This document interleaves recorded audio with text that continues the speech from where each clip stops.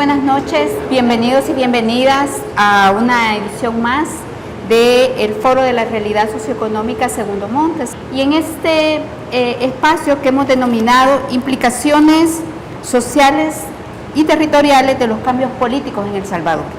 ¿Cuál es el rumbo? Para este conversatorio que queremos desarrollar en esta noche, nos acompañan Álvaro Artiga, él es docente, investigador del Departamento de Sociología y Ciencias Políticas, Flora Blandón de Grajeda, directora de la Maestría en Desarrollo Territorial de la UCA, y Marlon Carranza, quien es el director de la Maestría y el Doctorado en Ciencias Políticas. Agradecemos mucho. Entonces, para entrar en materia, queremos comenzar consultándole a Álvaro sobre una temática que nos parece relevante y que tiene que ver con los cambios en el quinquenio que recién terminó. Entonces, Álvaro, ¿cuáles serían esos cambios significativos que nos dejó el quinquenio 2009-2004? Si quisiéramos resumir qué ha pasado en términos políticos en el último quinquenio, comenzando en 2019 hasta 2024, yo diría que lo que ha ocurrido es una modificación sustantiva, una modificación importante de la estructura política, empujada ciertamente por agentes económicos que requieren de una estructura política específica para el éxito de sus negocios. Esto ya pasó en otras ocasiones en la historia del país. Se creó una república cafetalera, así se impulsó la industrialización en la década de 1950, así se hizo la reforma neoliberal en la década de 1990, y entonces hoy estamos en una coyuntura similar. ¿Esta transformación qué implica en qué se manifiesta? En primer lugar, en la transformación del sistema de partidos, en la medida en que los partidos hayan jugado un papel importante en la política. Antes de 1992, los partidos eran secundarios en la política. Los actores principales eran el ejército y el ejecutivo, que también estaba controlado por el ejército. Y por supuesto los grupos económicos o los grupos empresariales que requerían de una estructura política a su favor. Pero la reforma de 1992, esa que se conoce como los acuerdos de paz, le dieron un papel político de relevancia a los partidos. Y la política en el país se convirtió en una política de negociaciones. La negociación, sinónimo si quieren de competencia, fue la nota de todo el periodo 92 hasta 2024. Eso ha cambiado. Ahora lo que tenemos es que los partidos se han vuelto irrelevantes, incluso el partido de gobierno, ¿verdad? Y el acceso a las oficinas presidenciales ya no es necesariamente a través de las gremiales, sino es directamente en persona con el presidente. Ese cambio se va a traducir y va a tener implicaciones en otras cosas que luego me voy a extender en eso.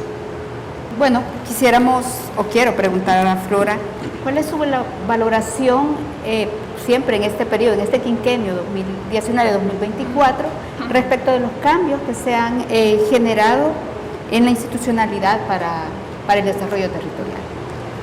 Gracias por esta pregunta, Rami. Yo resumiría en una frase esto que ha pasado en este quinquenio. Y para mí lo que ha sucedido es que se dio un desmontaje, se desmontó buena parte de la institucionalidad que había sido creada durante más de 40 años en este país para apoyar a los municipios. Y esto nos lleva a recordarnos un poco de la década de los 80, por ejemplo, que en esa década es que se crea el Código Municipal, se lanza con un monto pequeño, lo que se conoce como el FODES. Se le da sentido a este precepto constitucional que en el artículo 207, que habla de la creación del FODES, el Fondo para el Desarrollo Económico y Social de los Municipios. Se crea el FIS, el Fondo de Inversión Social, que luego en el 96 se transforma en FISDL. Se crea en esa década también de los 80 el Instituto Salvadoreño del Desarrollo Municipal, ISDEM. Y luego en la década de los 90, 2000 se generan distintas dinámicas importantes a nivel de los territorios, y precisamente después del conflicto, a partir de los acuerdos de paz, se desarrollan iniciativas de participación ciudadana motivadas porque se da una revalorización de los espacios locales, dándole más protagonismos a los gobiernos municipales, pero también a la ciudadanía. Surgen organizaciones de la sociedad civil, participan en procesos de planificación estratégica, se generan condiciones para que la ciudadanía sea interlocutora de sus gobiernos municipales, pero también a partir de eso con el gobierno central para satisfacer algunas de sus demandas. Posteriormente, y precisamente a raíz de esta preocupación ciudadana de que los gobiernos municipales estaban teniendo más recursos que destinaban a satisfacer distintos proyectos en los territorios, es que incluso se agrega un título nuevo al Código Municipal, el título 9, que se llama de la transparencia y la participación ciudadana, para poder normar de alguna manera esta relación entre la ciudadanía y los gobiernos municipales, tratando de garantizar todo el tema de la rendición de cuentas, del buen uso de los recursos, de que todo lo que se hiciera en los municipios realmente tuviera un sentido y que no se hicieran de manera discrecional, sino que todo fuera orientado fundamentalmente a partir de las planificaciones que se establecieron. Las planificaciones territoriales se convirtieron en un elemento, yo diría, catalizador de estos procesos de participación ciudadana. Entonces, estos elementos junto a otros es lo que en este momento se han desmontado, ¿verdad? Y que de repente esto va a generar distintas dinámicas, y lo que ha llevado también en los últimos periodos, la mayor, digamos, la cereza del pastel, todo el proceso de reestructuración municipal, que es el que estamos viviendo. En el caso de Marlon, bueno, un tema que también está como, llamémoslo en boga, tal vez no es la palabra más apropiada, pero que nos parece relevante recuperar, y tiene que ver con el tema de la violencia. Entonces, una pregunta aquí sería: ¿cuál es el rasgo más característico del enfoque en el tratamiento de la violencia en este quinquenio 2019-2024? Sí, gracias. Bueno, quizás en primer lugar decir que lo que ha caracterizado el enfoque del tratamiento de la violencia durante no solamente este periodo, pero es como el cierre de la manera en cómo desde la posguerra se ha tratado la violencia, es la visión reduccionista de la misma, ¿verdad? En concreto, y para el caso del periodo 2019-2024, es el equiparamiento de la violencia con la reducción de homicidios, ¿verdad? Como sabemos, los homicidios es un indicador dentro de una serie de indicadores sobre la violencia de un país. Y este gobierno pues ha utilizado como discurso oficial las tendencias de reducción de las tasas de homicidio, de tal manera que han insistido que se han reducido los homicidios. Las organizaciones como la OPS o la OMS también establecen como las tasas de homicidio aceptables para un país. Entonces este gobierno ha insistido que ha logrado la erradicación o la reducción significativa de las tasas de homicidio de un país, y por lo tanto ha reducido la violencia de este país, lo cual es bastante reduccionista, ¿verdad? Como vamos a ver más adelante. Ahora, una cosa que es importante decir en este punto es que independientemente de si los registros que muestran esta reducción son válidos o no son válidos, realmente el gobierno no puede decir que inició con esa tendencia de reducción de las tasas de homicidios. El pico más alto de homicidios, el último pico más alto de homicidios durante los últimos años fue en el 2015, y desde el año 2015 ha habido una reducción sistemática de las tasas de homicidio, ¿verdad? Lo otro importante que hay que decir es que no necesariamente la reducción de los homicidios ha sido lineal, porque hay que recordar exactamente aquel fin de semana que vivimos en la historia de El Salvador, ¿verdad? El 25, 26, 27 de marzo, donde hubo 87 asesinatos, ¿verdad? Entonces no ha sido una reducción lineal, siempre han habido picos, a pesar de que las tendencias generales se han reducido, ¿verdad? Dentro de la misma visión reduccionista del análisis de la violencia que se ha hecho en este país, pues es, de nuevo, no es una tendencia nueva, pero se ha consolidado más, es entender que los únicos responsables de la violencia de este país han sido las maras y pandillas, ¿verdad? Lo cual sabemos que no es suficiente, ¿verdad? Pero que ha sido una justificación para acciones, actividades que tampoco son nuevas, que es impulsar regímenes especiales, ¿verdad? Como el régimen de excepción, que en los gobiernos de Antonio Saca, por ejemplo, en los gobiernos anteriores, han sido traducidos como leyes antimaras o otro tipo de tratamientos especializados, ¿verdad? Entonces, no es novedad. Lo que sí es novedad en este periodo ha sido la construcción, ciertamente, de megacárceles, lo cual no ha ocurrido en los gobiernos anteriores, o centros de confinamiento del terrorismo que prácticamente tienen al 2.5% de la población adulta de este país, ¿verdad? Que son cerca de 109.000 encarcelados, lo cual nos pone El Salvador entre los países con unas tasas de encarcelamiento más altas de todo el mundo. Y lo otro, que también creo que ha sido una tendencia, pero que se ha consolidado más, es la utilización ahora casi normalizada del ejército en las tareas de seguridad pública, ¿verdad? Lo cual también ha sido una tendencia, pero que se consolida cada vez más en este periodo. Muy bien, muchas gracias. Bueno, quisiéramos retomar con Flora. Ella señalaba que parte de los cambios de este quinquenio están vinculados con la transformación de algunas instituciones, en muchos casos, bueno, varios de los casos han desaparecido, estas instituciones vinculadas con el desarrollo territorial, pero también lo más reciente ha sido la llamada reestructuración municipal, la creación de nuevos municipios. Entonces, ¿cuáles serían esos elementos significativos o las implicaciones que eso tiene para el desarrollo territorial? Bueno, el tema de la reestructuración municipal realmente es un tema que se ha venido discutiendo desde hace muchos años. Creo que siempre ha estado presente la pregunta, ¿por qué tener municipios de 2.000 habitantes, de 3.000 habitantes, de 1.500 habitantes? ¿Qué sentido tiene? Y esa discusión se tuvo en la década de los 2000, a inicios, digamos, y había posiciones diversas.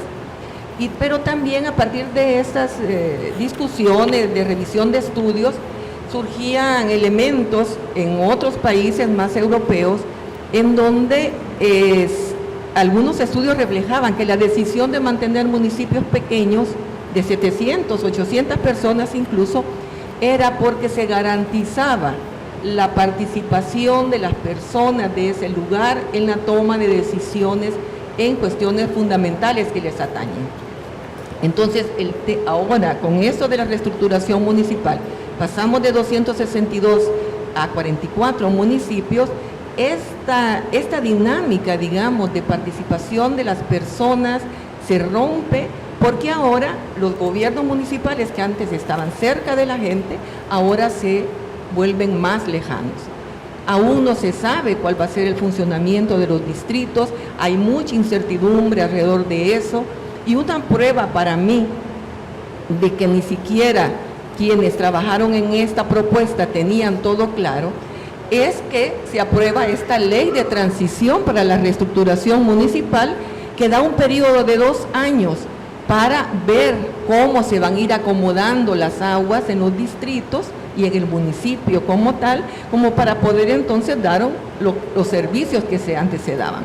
Entonces hay elementos aquí, creo yo, que considerar en función de que lo que se había ganado en cuanto a la organización, la participación de la ciudadanía en los procesos de planificación territorial, de los servicios que mal que bien daban los gobiernos municipales a su población, y que eran más allá de la definición y la ejecución de proyectos de infraestructura, que es lo que asume la Dirección de Obras Municipales cuando se crea. Entonces está generando un vacío importante. Las necesidades de la población en los lugares van más allá de puentes, de calles, de energía eléctrica, incluso de agua potable, aun cuando no todo el mundo la tiene. Tiene que ver con recreación, tiene que ver con las becas que daban los gobiernos municipales a los estudiantes que no tenían posibilidades de trasladarse a otros lugares para seguir un estudio de bachillerato universitarios. Tiene que ver con la generación de escuelas locales de danza, de música, de deportes, en los cuales los jóvenes y adolescentes participaban. Pero también tiene que ver con entrega de canastas básicas, con atención en clínicas municipales a las necesidades de salud. O sea, hay un montón de cosas que en este proceso de reestructuración municipal, el alejamiento de las decisiones estratégicas de la gente va a generar situaciones complicadas que ya las estamos viendo. En esta misma emergencia, la gente tuvo que resolver muchas cosas. Hay gente en ciertos lugares que construyó sus propios albergues porque no recibieron atención. Entonces, cosas como esas van a ir complicando mucho más todo el panorama a nivel de los municipios. Álvaro, usted decía que todos estos cambios en el quinquenio han implicado una serie de llegadas, aproximaciones de otros actores que antes aparecían quizás menos claros. Pero estos cambios que usted señalaba, ¿qué implicaciones tienen? Retomando, para no dejarlo para muy adelante, algo que decía Flora, y esos niveles y espacios de participación se están perdiendo, más o menos lo que ha dicho Flora en el quinquenio. Bueno, esa es una de las implicaciones, ¿verdad?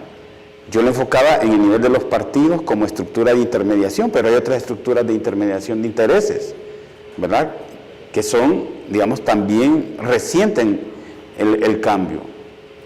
Pero todo eso tiene una lógica, ¿verdad? Digamos, lo que se busca es justamente desmovilizar a la sociedad para facilitar que estos grupos empresariales puedan, por ejemplo, hacerse del control de recursos que necesitan para sus negocios. Digo, recursos como por ejemplo tierras, ¿verdad? Una de las apuestas del gobierno es la construcción de inmuebles, apartamentos, ¿verdad? Pero para eso tenían que quitar todo el bloqueo que había, por ejemplo, a los permisos de construcción. Claro. El presidente dijo una vez, ¿verdad? Ahí están $1.000 millones trabados, ¿verdad? Y le ordena al ministro de Medio Ambiente que los libere lo más pronto posible. Y frente a eso, entonces no hay capacidad de respuesta, ¿verdad? Porque se van perdiendo todos esos espacios. Si pudiéramos usar un símil, una comparación o una metáfora de la política como un mercado, entonces podríamos entender que hemos pasado de tener un mercado donde habían vendedores ofreciendo cosas, digamos los partidos, con sus respectivas estructuras de intermediación asociadas, competían a una situación donde no hay competencia monopólica, ¿verdad? Digamos, hay solo un vendedor. Eso en términos políticos, para no seguir y no meterme en el terreno de los economistas, ¿verdad? Eso es lo que nosotros podríamos llamar que se ha instaurado un sistema de partido hegemónico, ¿verdad? Y entonces eso permite que, a pesar de esas reducciones, esas pérdidas de espacios, eso que están resintiendo algunas comunidades, a pesar de todo eso, pues el 85% de la población apoya al presidente. Le creen al presidente, tienen esperanzas en el presidente. Y si el presidente lo dice, es así es, hay que creer. Ha sido capaz, digamos, de instalar una visión de lo que pasa en el país, y frente a esa visión no hay nada, no hay alternativa, no hay algo que le compita. Entonces, claro, digamos, se desmonta toda la estructura que permite distintos discursos, distintas narrativas, y se impone una, ¿verdad? Pero eso tiene todas las consecuencias, ¿verdad? De que solo esa voz es la que existe en la sociedad. Todos los que tengan otra voz no caben. Como lo decían, una vez lo dijo el presidente de la Asamblea, si no les gusta que se vayan, váyanse. Es ahí claramente un tema de exclusión. Claro, pero también que, si entiendo bien, es que la narrativa se ha ido construyendo a lo largo de este quinquenio, y digamos la pregunta es para los tres, una narrativa que lo que está haciendo es privilegiando cierto estilo de hacer las cosas, cierta manera de ver este enfoque en relación, por ejemplo, con el desarrollo territorial, con quienes toman decisión, con el tema de la violencia, si solamente se vincula a la violencia en relación con los homicidios y no con otro tipo de enfoque. Entonces, retomando un poco el tema de la violencia y bueno, del desarrollo territorial y del sistema político que está planteando Álvaro, ¿qué implicaciones tiene eso para cada uno de los temas que ustedes están reflexionando? Bueno, desde el punto de vista de la violencia, ¿verdad? Propiamente la principal consecuencia es que se invisibilizan otras formas de violencia, ¿verdad? Y eso no es solamente con la consecuencia más práctica y operativa de que si no aparecen de forma visible estas otras expresiones de violencia, no hay manera de prepararse para cómo enfrentarlas, ¿verdad? En el ámbito local o en el ámbito político, ¿verdad? Simplemente no se toman en cuenta, no hay manera de hacerle frente, ¿verdad? Me parece que eso de los aspectos como más delicados, ¿verdad? De invisibilizar estas otras formas o estas otras expresiones de violencia. A mí me parece que queriendo hacer como qué formas, qué otras expresiones de violencia se invisibilizan o se han invisibilizado. A mí me parece que hay varias, pero quiero resaltar algunas. Yo creo que todo el tema de la violencia estructural, por ejemplo, ¿verdad? El daño que ocurre en poblaciones específicas cuando el Estado no cumple su condición de ofrecer igualdad de condiciones a todos sus ciudadanos. Me parece que eso, y a largo plazo produciendo daños físicos incluso en la salud de las personas, eso es una violencia que creo que también se ha invisibilizado, que quedó como constancia en el tiempo del COVID-19, ¿verdad? Me parece que hay muchas expresiones de violencia estructural, pero creo que la violencia que constantemente estamos viendo más recientemente del sistema de salud y cómo ciertas poblaciones tienen una asistencia deficiente en el sistema de salud pública más que antes, probablemente eso es una expresión de violencia estructural. Luego también hay otras formas de expresión que parecieran no existir en El Salvador, ¿verdad? Que están vinculadas con todo el tema de la criminalidad organizada o la criminalidad global, ¿verdad? Estamos en medio de un corredor de tráfico de drogas de Sudamérica hacia Norteamérica y pareciera que esto no nos afecta, ¿verdad? Pero ¿qué pasa con el tráfico de drogas a través del territorio nacional? Efectivamente solamente es un paso nada más de la droga a través del territorio, o cómo se da el proceso también de consumo de droga en este país, algo que nadie está hablando. Me parece que eso puede ayudarnos a entender también ciertas dinámicas de violencia, ¿verdad? También otros aspectos otras expresiones de violencia que me parece que son importantes discutir tienen que ver con lo que se ha estado, algunas instituciones de derechos humanos han estado sistematizando. Son otras formas organizadas de violencia, conocidas como grupos de exterminio, que sabemos que tienen participantes que son exmilitares o ex policías, pero que no se visibilizan. Pero hay casos en la fiscalía de grupos concretos donde civiles, exmilitares y ex policías han participado en acciones concretas, y esto no se visibiliza, ¿verdad? Y es también una forma de expresión organizada. Y finalmente creo que hay grupos vulnerables específicos o grupos vulnerados específicos que es necesario visibilizar completamente más. Entre ellos, obviamente, la violencia hacia las mujeres, adolescentes y niñas. Me parece que eso es una población que hay que ponerle mucha más atención de la que se ha hecho hasta ahora, sobre todo porque en ellas confluyen una serie de, no solamente una forma de violencia, sino un conjunto de formas de violencia que se concretan de manera específica para ellas. De la misma manera, creo que poner la atención a la tercera edad, a la niñez en general, a la población LGTBI y finalmente creo que también a trabajadores específicos. Llama mucho la atención, por ejemplo, la violencia diaria que hemos normalizado de los trabajadores motorizados, ¿verdad? Aquellas personas que diariamente se enfrentan a los tráficos, ¿verdad? Que vivimos en las ciudades como San Salvador o otras ciudades. Y que elevan de manera involuntaria, ¿verdad?, las tasas de victimización de este país, pero que tampoco nadie está hablando de eso, ¿verdad? Entonces, finalmente creo que de todas esas expresiones de violencia hay un sustrato último, que es que es necesario entender la cultura de violencia en la que vivimos, esos valores que hemos introyectado y que hacen que la violencia emerja en espacios concretos, incluso cuando no debería de surgir de una manera concreta, ¿verdad? Yo creo que básicamente a través de nuestra historia, la historia que hemos vivido en El Salvador, creo que lo que hemos entendido, que hemos introyectado, es que la manera privilegiada en cómo se resuelven los problemas es a través de acciones violentas, en detrimento de otras prácticas como la negociación, ¿verdad? Otras formas que no incluyan violencia física, psicológica o de otro estilo. Sí, gracias. Justamente, y me gustaría retomarlo en relación al tema que ya mencionaba usted, Flora, con lo que se ha restado en relación con la participación ciudadana, porque usted mencionaba que parte de los mecanismos que se implementaron y que lamentablemente ya no están funcionando son la planificación estratégica participativa, que implica un esfuerzo de diálogo, de concertación, de aproximación, y que puede ser relevante para pensar en eso y en qué es lo que ha pasado. Creo yo que de alguna manera también han desmontado estas iniciativas.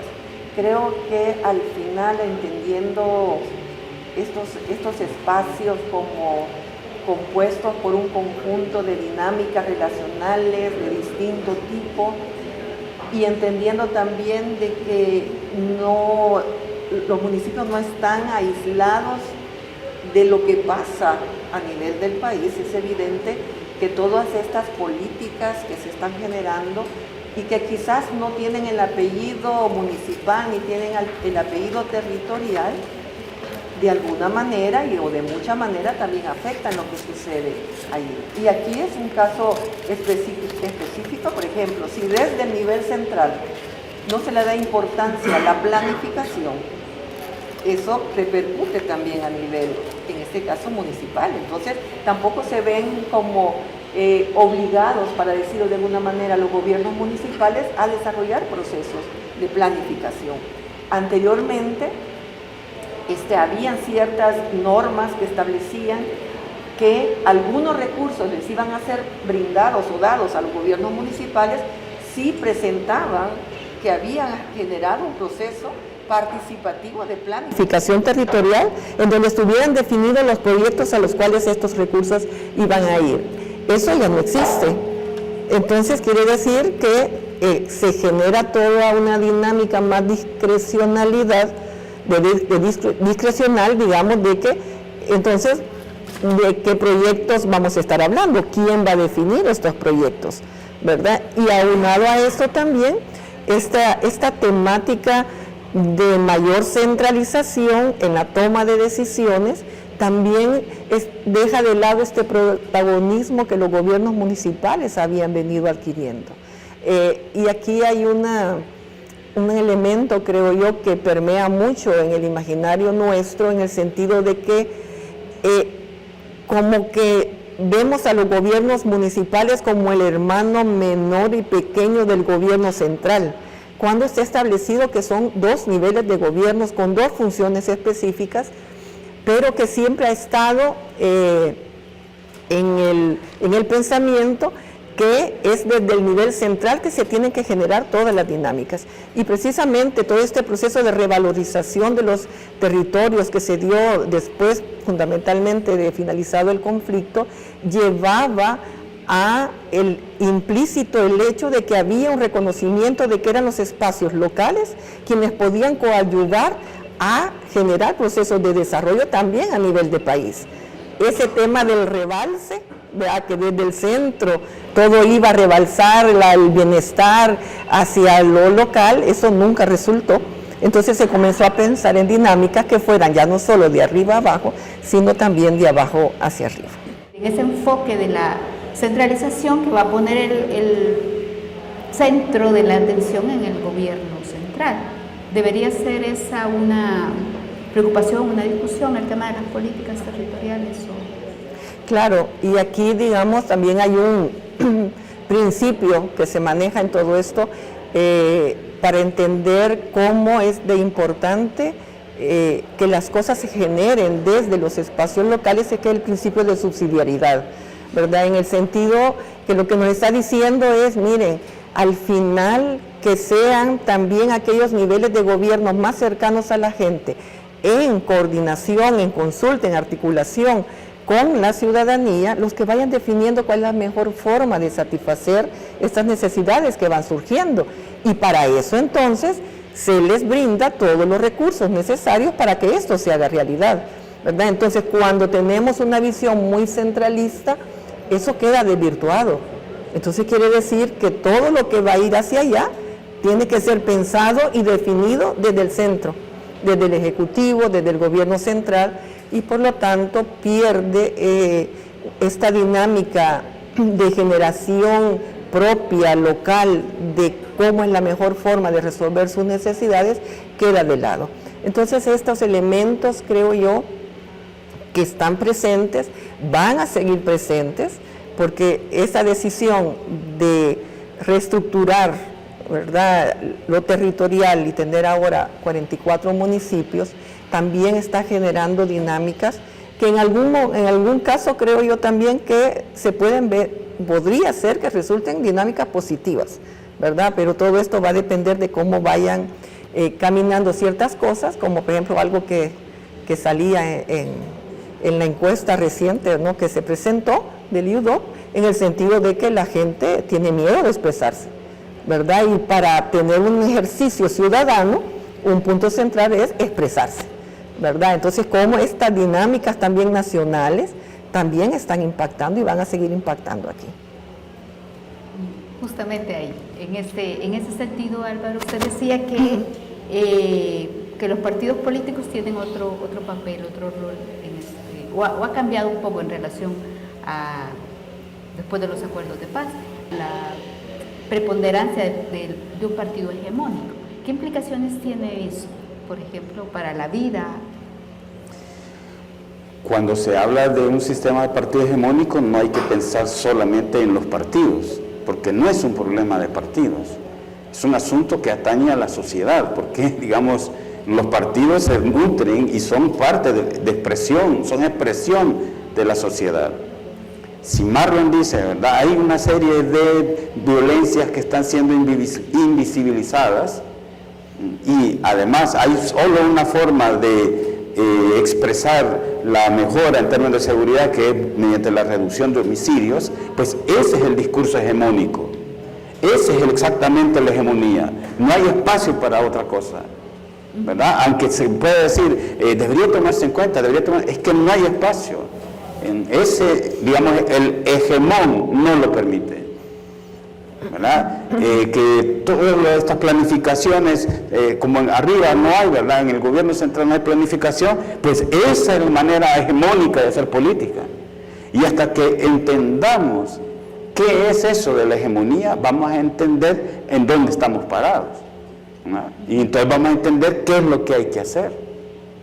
Porque si no, todo lo demás es pura añoranza. Y claro, la añoranza en ese discurso hegemónico esos son los que quieren volver al pasado. Esos quieren volver al pasado porque todo lo que han perdido ahora lo quieren recuperar. Entonces no podemos seguir hablando en términos del pasado, ¿verdad? Porque el pasado forma parte del discurso hegemónico convertido, como el pasado es el responsable de todos los males que tiene el país. Y como en el pasado Arena y el FMLN fueron los que gobernaron, pues esos quieren regresar, y todos los que hablan del pasado son o mareros o son aliados de los gorgojos, las bacterias y todas esas cosas.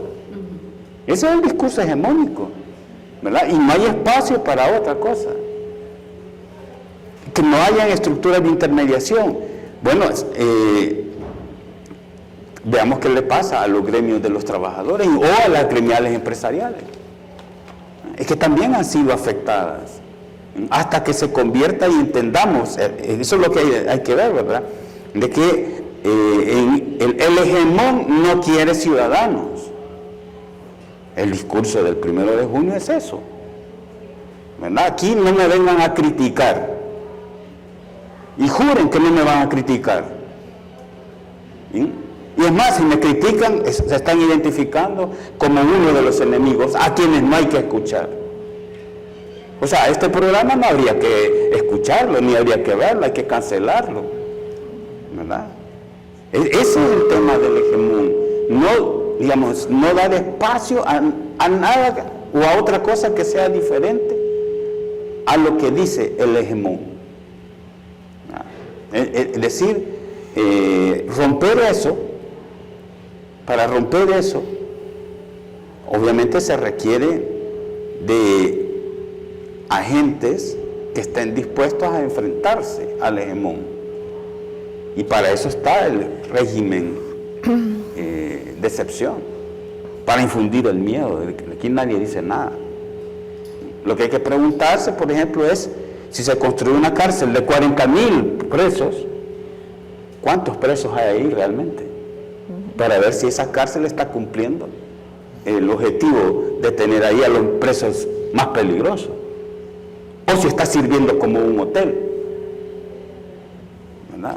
Porque los hacinamientos en los otros penales siguen, porque no trasladan a ese penal y no hay procesos, no hay condenados. Entonces, ¿qué papel juega esa cárcel realmente? Pero se presentan unas imágenes, ¿verdad? Y eso forma parte de la hegemonía, ¿verdad? Está bien que les hagan eso, está bien que los traten así. Y las organizaciones que defienden derechos humanos, pues son aliados de todos esos en realidad, en el discurso hegemónico, ¿verdad? Y la gente lo entiende, lo acepta. Y para sellar es que dice, el hegemón dice, nosotros estamos defendiendo los derechos humanos porque defendemos el principal y fundamental derecho de los salvadoreños, de las potenciales víctimas de todos esos. Estamos defendiendo, al tener a todos estos encarcelados, estamos defendiendo el derecho a la vida, que es el derecho fundamental. Díganme si no así tiene razón. ¿No es ese el derecho que hay que defender, pues? Esa es la, digamos, la narrativa prevaleciente, el discurso hegemónico, y aplicaría también para el acceso a la información pública. Es que ese es el tema. Digamos, ¿por qué va a haber acceso? Entendamos lo del monopolio, por eso le hablo en esos términos. Es que no hay. No debe haber. Y cuando digo no debe haber, por eso lo mencioné al principio, ¿verdad? Porque este es un proyecto, digamos, el cambio en la estructura política es necesario para llevar a cabo una modificación en los negocios, ¿verdad? Es una modificación a nivel económico. Hay una reestructuración, ¿verdad?, en la economía, sin desplazar a los grupos que se han beneficiado siempre, ¿verdad?, pero abriendo campo en ciertos rubros donde no hay competencia. Y se crean incluso asociaciones público-privadas le llamo yo, ¿verdad?, como la constructora El Salvador o el diario El Salvador. Ese tipo de empresas que no se sabe, ¿verdad?, quiénes son los accionistas, pero que reciben fondos, reciben activos públicos.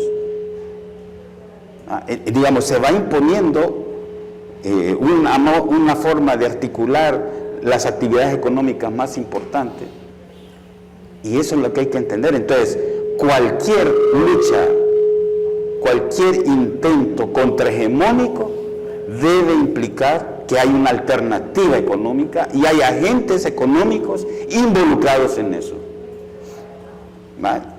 Repito, las organizaciones que defienden derechos humanos en este discurso son aliados de los enemigos del pueblo, porque, ¿verdad?, están defendiendo en ese discurso, y la mayoría de la población asimila y acepta ese discurso. ¿Verdad? ¿Por qué? Porque volviendo al tema ¿verdad? De lo que se da a conocer, no se da a conocer, de la interpretación, ¿verdad? Desaparecen las interpretaciones estructurales, digamos, de la violencia, para imponer una. La raíz de la violencia han sido estos mareros.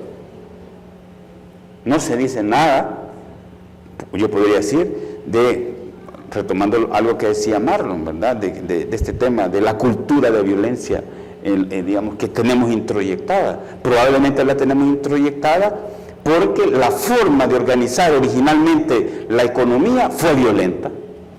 Y la única manera de mantener unos negocios que requieren de la violencia para subsistir, pues sí, es de forma violenta. Y si algún día los salvadoreños, digamos, se enojan, así como se enojaron con el FMLN y con Arena, se enojan con el hegemón, ya nos mostró, ¿verdad?, en un desfile contra qué se van a enfrentar los que estén criticando o estén en contra. Incluso no sabemos hasta dónde con la inteligencia artificial se pueden crear causas que lleven a la detención de ciertas personas que son estorbo o que simplemente hay una venganza ahí pendiente.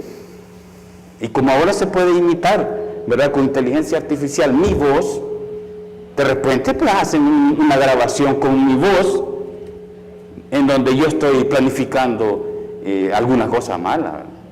Y eso es suficiente para que vaya a parar no sé, a algún lado. Ya no hablemos No, entonces. ya no hablemos de eso. Pero es necesario, digamos, que haya la percepción de que si yo hago algo, voy a tener, digamos, un perjuicio. Eso es tan básico en sociología, ¿verdad?, de Max Weber, ¿no? Es decir, la legitimidad de un poder se basa en un sentimiento de obligación, uno está obligado a comportarse de cierta manera, y también en el sentimiento de que si no me comporto así puedo tener un perjuicio. O sea, es bien básico esto. Estamos ante la aplicación del ABC, digamos, de la teoría política en el país.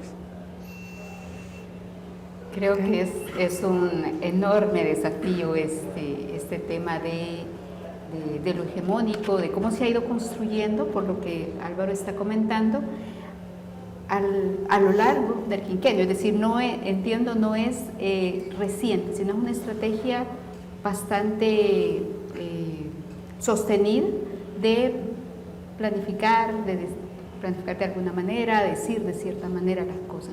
Por ejemplo, en el tema de la violencia, ¿qué es la normalización de la violencia? ¿Qué desafíos para estudiar este fenómeno de la violencia tendríamos? Marlon.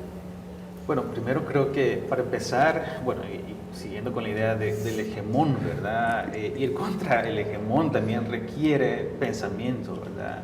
Una vez que dejamos de pensar, ¿verdad?, sobre la realidad y sobre justamente la violencia en general, yo creo que también le estamos haciendo el juego al hegemón, ¿verdad? Entonces yo creo que como universidad, como académicos, creo que uno de los principales retos es mantenernos activos, creando pensamiento de la realidad en la que estamos, ¿verdad? Y eso pasa por, creo yo, uno de los retos más importantes, seguir investigando la violencia, ¿verdad? Seguir haciendo investigaciones desde donde se puede, porque una de las cosas que creo que queda claro es que no podemos seguir haciendo investigación como lo hicimos hace 15 años, ¿verdad? Hace 15, 20 años podíamos entrevistar pandilleros, ¿verdad? Lo hicimos, fuimos a centros penales, etcétera, como una serie de técnicas. Hoy no se puede, ¿verdad? Y no hay acceso, incluso no hay garantía que la información que recolectemos de los informantes que tengamos, que podamos garantizar su anonimato, la confidencialidad, no hay manera. Pero eso no quiere decir que no sea posible seguir estudiando la violencia. Yo creo que hay que seguir haciéndolo, y en general cualquier manera de investigar la violencia, si esto implica entender, como se estaba sugiriendo hace un momento, la historia violenta de El Salvador, ¿verdad?, de un enfoque historiográfico, entender cuáles son estas actitudes que hemos interiorizado y que provienen de eventos específicos de la historia del país, hay que hacerlo, ¿verdad? Pero en lo particular, ¿verdad? Creo que también es un buen momento para regresar a las comunidades, me parece a mí. Durante mucho tiempo, ¿verdad? En los momentos donde la violencia estaba más fuerte en este país, creo que algunos de nosotros investigadores de la violencia, por razones personales, ¿verdad? De peligrosidad, ¿verdad? De ciertos sectores, optamos por retirarnos, ¿verdad? Por seguridad personal. Yo creo que ahora, tal vez buscando una de las ventajas del hecho que algunas de estas comunidades han dejado de tener control por parte de algunas organizaciones delincuenciales, creo que es un buen momento para regresar y es un buen momento para entender si siguen existiendo esos mismos factores de riesgo en estas comunidades. Porque si siguen existiendo, esto quiere decir que existe potencialmente siempre la posibilidad de que nuevos grupos organizados de criminalidad puedan retomar el control, es decir, no necesariamente pandillas, ¿verdad? Pero pueden existir otras formas de criminalidad que puedan controlar y hacer el monopolio de la violencia en ciertos sectores. Pero es importante justo en este momento llegar a esas comunidades, entender cómo están, cuáles son esos factores, y es un buen momento también para seguir pensando en la prevención de la violencia, que es algo que el Estado completamente abandonó, ¿verdad? Que la sociedad civil hasta cierto punto retomó en algún momento de la historia de la posguerra, pero que también por presiones, ¿verdad? que se hizo de parte del Estado, muchas organizaciones de sociedad civil también han dejado su función de prevención de la violencia primaria, secundaria y terciaria, pero quizás es un buen momento para diagnosticar, para saber cómo está la situación de estas comunidades y que poder anticipar también, ¿verdad? Que nuevas expresiones de violencia no nos agarren también desprevenidos. Y pensando, hemos tratado de hacer un recorrido de qué ha pasado en el quinquenio anterior, un poco evaluando la situación más reciente, pero ¿qué retos, qué desafíos tiene el desarrollo territorial para el próximo quinquenio? No, yo creo que, asociado a lo que ya se decía, a mí me parece que yo siempre creo que en lo local está la esperanza, ¿verdad? Y cada vez lo compruebo más porque es ahí donde están surgiendo elementos de alguna manera reivindicativos, a veces sin decirlo, ¿verdad? A veces se está diciendo. Yo últimamente he estado oyendo cada vez más referencias a no nos han venido a ayudar, no nos atienden, no se han hecho presentes, nos han dejado solos. Y se oye cada vez más esas expresiones desde estos lugares, pero también desarrollando acciones concretas. La gente está viendo cómo resuelve, ¿verdad? Entonces esto de alguna manera creo yo que está haciendo que la gente vuelva a tener confianza en sí mismas, en sus propias formas de darle respuesta, como se ha hecho siempre, ¿verdad? Este país creo que tiene vasta experiencia e historia en cómo las personas han resuelto cuando nadie les llega a ayudar, nadie les llega a resolver, ¿verdad? Y ha sido una práctica. Entonces creo que todo esto se puede de alguna manera capitalizar y dar lugar después a procesos naturales que van a ir surgiendo. Y esto, bueno, quienes tenemos quizás más años, pasamos por un conflicto, supimos cómo se fue conformando. Qué más miedo que el enfrentarse a la muerte ahí, y la gente hacía cosas, ¿verdad? En función, precisamente, pareciera contradictorio, pero de salvar su propia vida o la de su familia, aún sabiendo que podría enfrentarse a la muerte. Entonces creo que es una sociedad bastante compleja y reacciona de maneras que quizás uno todavía no logra o no logramos entender, ¿verdad? Creo que solo cuando se está frente a algunas cuestiones creo que salen esto, ¿verdad? Entonces creo que de las cosas positivas que yo decía al principio que esto puede dejar es eso, ¿verdad? Un volver, retomar conciencia de quiénes somos, para qué estamos, y ver que al final somos quien tenemos que resolver, ¿verdad? Entonces creo que puede ir también por ahí. Como digo, yo tengo esperanza en eso, ¿verdad? Siempre he creído que los espacios locales generan un montón de condiciones hacia eso y lo vamos a ir viendo, creo yo. Muchísimas gracias. Creo que tenemos para seguir conversando, para seguirnos encontrando y reflexionando sobre estos temas que nos interesan a todos y todas, que deberían convocarnos a seguir reflexionando desde la academia y desde otros espacios. Queremos agradecer a quienes nos han acompañado en este espacio, a quienes nos han acompañado a través de las redes. Nuestro agradecimiento en nombre del Departamento de Sociología y Ciencias Políticas de la UCA. Muchísimas gracias y nos encontramos en otro foro de la realidad sociopolítica, segundo Montes. Muchísimas gracias y buenas noches.